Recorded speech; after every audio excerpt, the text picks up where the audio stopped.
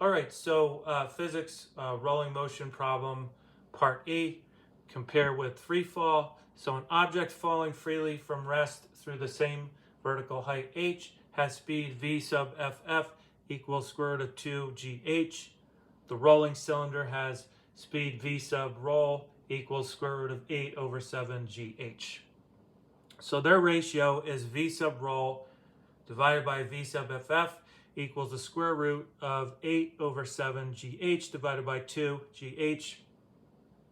So that becomes square root of 4 over square root of 7, which becomes 2 over the square root of 7, which is approximately 0.756.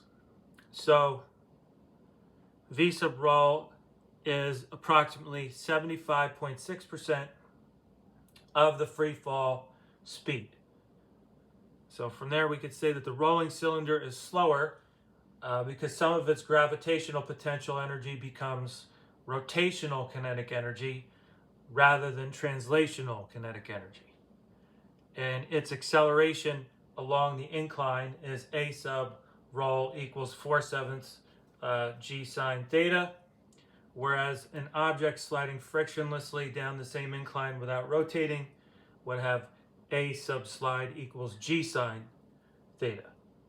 So a sub roll equals 4/7 a sub slide, and we could conclude that all three sets of results are dimensionally and physically consistent. All right, so that's all for part E and this rolling motion problem. Thank you very much and have a great day.